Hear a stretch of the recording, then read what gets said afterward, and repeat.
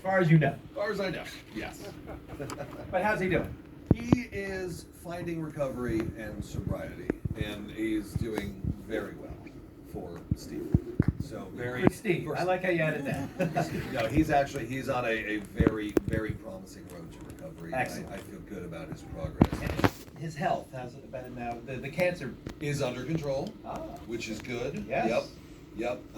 Had a couple other health issues too that he's still dealing with, but it's luckily looking good for him. Excellent. So Very very happy. pleased to report that. Very, very happy to hear that. So when did Steve Johnson first enter your consciousness? Oh wow! So it was at a very young age. I was a young monster kid obsessed with horror movies, and I was drawing monsters as a kid a lot, and crafting monsters. And I was at a school that called my parents and said, if he keeps making monsters, we are going to expel him. And, yeah. So my parents were wonderfully supportive. Your mom is here. Mom is here, yeah. Thanks, Mom. Thank you for being so supportive. Thanks for being so supportive and taking me out. We all wouldn't be here without you. Yeah, 100%. The movie would not have been made. But yeah, so I loved monster movies, and my parents were supportive of that. But I didn't have a lot of friends who were into it. So the teachers were hostile about it. So you kind of internalize that as a kid. You feel a little, alone and different and weird and whatever. And I didn't know what to make of my love of horror and the macabre. And then I was watching Hollywood Horror Hall of Fame. Horror Hall of Fame. Yeah. And Steve was on there with Linnea on Scare Tactics, and I see this just really cool, handsome guy who's at the top of the industry, married to a gorgeous and very accomplished wife, and he's just this rock star in Hollywood doing the stuff that I absolutely love. So that just validated this for me, and I thought, oh wow, like horror and all this weird monster stuff, like this is a career, and this really cool guy is doing it. So he was a hero of mine from a very young age, and then fast forward decades later, here we are. Yeah, and now when did you actually first meet Steve Johnson? I met Steve, I think in 2018, 2019 at Monster Palooza. Oh, okay. Yeah, and he was promoting his book, and I had a marketing background, so I was helping him promote the book for free. I met him in Monster Palooza, bought the book. I was just like, hey, I've been a big fan, would love to help you promote this. I'll do it for free just to work with you. And what we would do is we would get on the phone, and he would tell me a story from his life and from his book. And one story after another was just more insane than the next. It's like the Slimer story. And it was, every story involved a major horror movie, a huge director, a lot of drugs, and some kind of scandal. And finally, every single night, it was like story time with Steve for about a week. And I got to the point where I'm like, every story is amazing. And I would write them up and I would pitch them to the media. And Bloody Disgusting was incredibly supportive. They published a lot of our stories. And one of the stories went viral, and I finally was, somebody's got to make a movie about your life. I think it should be me. So, yeah, here we are.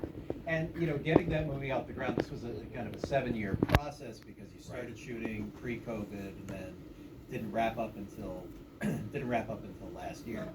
Within that time frame, how did the film change within that time frame beyond just Steve's health issues and other matters? But I guess the question I'm actually leading into here is, at what point did you realize I'm making a movie about an addict?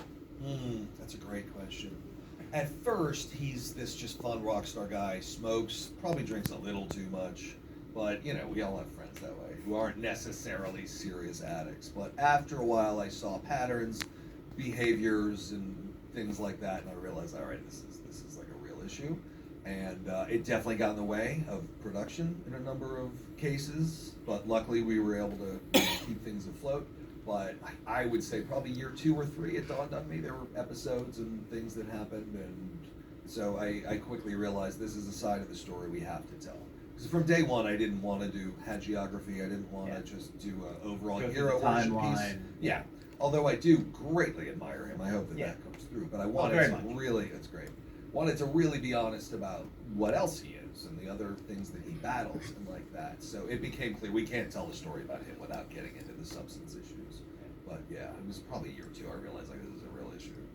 And one thing that's really incredible about the film, not just you have this barrage of great clips, clips from the movies, of course, but also behind the scenes footage that from camcorder. That's the thing about Steve, obviously, is he's had a camera on him pretty much since he Mhm. started in the industry, be it photos or be it behind the scenes video footage. And so just going through all of that footage, the process of going through that footage, that must have been daunting. I mean, it was daunting, but it was also blissful because I'm watching all this behind the scenes footage of Ghostbusters and Freaked and Big Trouble in Little China, and I loved every second of it. And I realized if I was doing a documentary about literally anything else, this would have been so painful and so difficult because I would spend weeks at a time just like basically 9 to 5 just watching all of this footage and picking stuff. I mean, the hours were longer than that, but just weeks just looking through stuff. Maybe we can have like a 2-second clip from something. Yeah. So it's very comprehensive work. But yeah, to do a documentary, you have to be in love with the subject. Luckily, I was with this one. Now, you of course have you've got people in the film who, like Linnea, and Bill Corso, and a lot of other people who worked with him who have a lot to say about him. But were there people who you reached out to who people who may have said no, people who may have said, well, I don't think that's a good idea, that kind of thing? Rick Baker said no. It was a hard no. Wow. Yeah. Hard no. Yeah. He's a bit of a bridge burner, let's put it that way. Yeah. And substance issues don't help with personal relationships, as we're all probably aware. So yeah, Rick was a no. I mean, I was not surprised. I would have loved to have had him in it. But I don't know, it gives him a bit of a mythological status, him not being in it, so I suppose, I don't know. It would have been great to have had him. But yeah, that was probably the biggest no that we got. That was, pretty formidable. And I also want to talk about the score, because you've got a really great kind of punk rock score, which is, I think, feels very Steve Johnson. Cool. And talk a bit about you're working with a band called the Dahmers. Yes, the Dahmers, as in, unfortunately, Jeffrey Dahmer. Yeah, the Dahmers were a band. Jeffrey Dahmer, by the way, was a serial killer. Yeah, for those of you who might not be aware. You younger people, he was a cannibal. Yeah.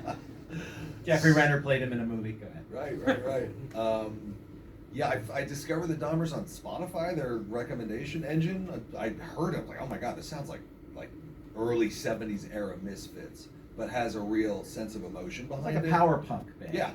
Like a power punk, but it's also very spooky. Yeah. But there's emotion and there's passion in it. Where I love the Misfits are my favorite band of all time, but there's like a nihilism to their 70s sound. Very much, yes. And the Dahmers was like that same lo-fi, hard punk, almost Ramones sound, and it was spooky, and it was emotional, and it had a sweetness to it. And I was like, oh, this is the tone.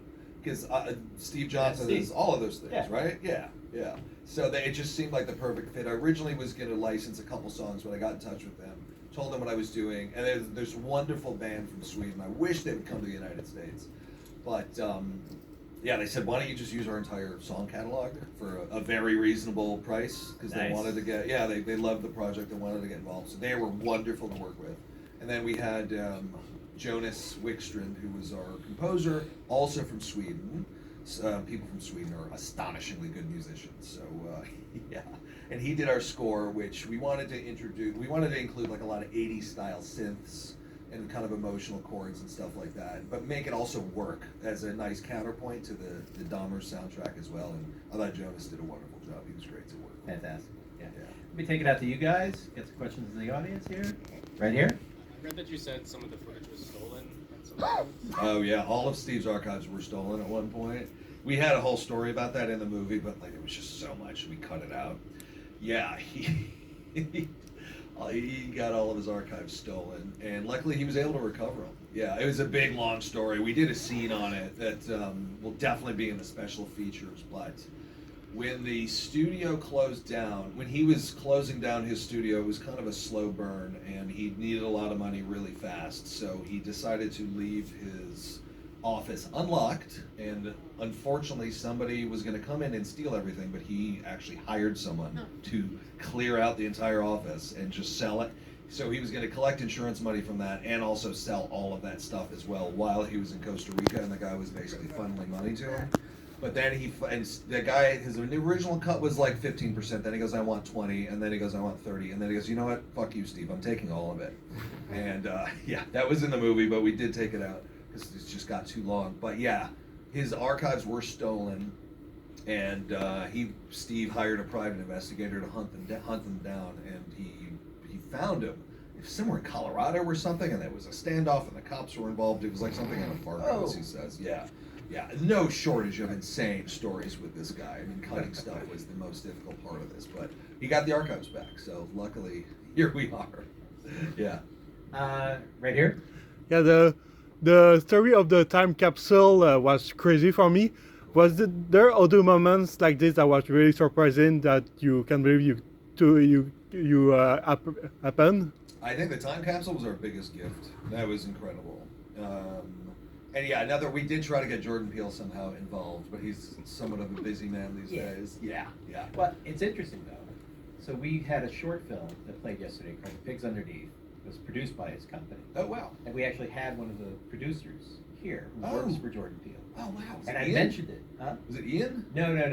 Carolyn, I think. Oh, wow. And so I was talking to her about it. She goes, "Oh yeah, the time capsule, like they all do about it." That's awesome. Yeah, it definitely was a big deal at the office. Yeah. But in terms of surprises, I think that I did know this to a certain degree, but I didn't realize the level of innovation that Steve was pioneering at that company. Him having entire just groups of people, their only job was to come up with new techniques, and they were trying stuff and testing different materials, and they didn't even have movies to put them on. It's just they would collect a library of inventions, essentially patenting new techniques, and then they would put them somewhere, and nobody else was doing anything at that level. So I just think the ambition and the artistry and his drive to innovate was pretty shocking to really understand, which I really learned a lot from Bill Corso about that. So it was probably one of the more surprising things. Yeah. Any more questions, gentlemen up there? Yeah, hello. Thank you so much for being here. That faked out ending was absolutely incredible. Thank you. Mind-blowing. Please tell us more about that. Who came up with the idea? When was the idea come up with? Who was in on it? Sure. So we knew we needed to somehow include practical effects in the movie in one way or another, and there's a bit of a setup in the beginning when Steve is in his apartment and he's saying, "I miss the days of practical effects," because we think of ourselves as illusionists, and the biggest thing was to go to a theater and know that I had tricked the audience. So I was like, oh, okay, that's a nice setup. Yeah. And we had other ideas, like we were going to do a werewolf transformation sequence with him, that just gets so expensive if you want to do it remotely right. There's also a lot of severed heads in the movie. The movie kind of is bookended with severed heads. The opening shot is him with a severed head. And then there was the one thing that was indicative of his work ethic that I loved is he would say, if somebody gave me 10 grand to make a severed head, most people would spend 8 on it and pocket 2. I would spend 15 grand on it and go out of pocket and make it the best severed head you've ever seen. So severed heads became a recurring motif. And actually Jason Hamer, who's in the movie, he made the head himself. So it just, and Steve is so fatalistic. He's always saying, I'm gonna die soon. He's drinking, smoking, very fatalistic. So it just made sense and it felt right in a Steve kind of way. So yeah. Okay, we got time for one more question. This lucky person right here. Thank you. This might be unfair because it's not answered in the film. Why do you think Clive Barker was offended by that? I'm still going over it in my head. Sure. I mean, they were just appalling things happening on stage. You know, Okay. people, that guy that was running back and forth and vomiting, the guy getting crucified with the piercing guy. I think the level of debauchery was so concentrated and there was a nihilism to it and an ugliness to it that I really tried to get across. But I think that mirrored the state of Steve's addiction, which is why we really didn't want to shy away from any of that. And I think Clive Barker just saw the entire spectacle of it and just was disgusted. But I think there were probably more things happening that did not make it on camera, because if anybody's seen Hellraiser or read anything that Clive Barker has done, you realize, somebody who spent a lot of time in S&M clubs and has seen a lot of things. But what we saw may have been the tip of the iceberg of what was going on in that party. Even Clive Barker mellows Yeah, with that's- age. Yeah. Although he was in his prime at that point. This is in the 90s, so Oh, well then, I stand correct. yeah. Nick, thank you so much for Rubberhead. Thank you. And listen, please let Steve know, everyone here at Fantasia, we love him. Absolutely. We'd love to have him here someday. Maybe you make another movie about him. Yeah, who knows? Who knows? So, big round of applause for Nick Taylor. Rubberhead. Spread the word. We got another week's worth of movies here at Fantasia. We hope to see as many of them as possible. Thank you so much. Thank you all.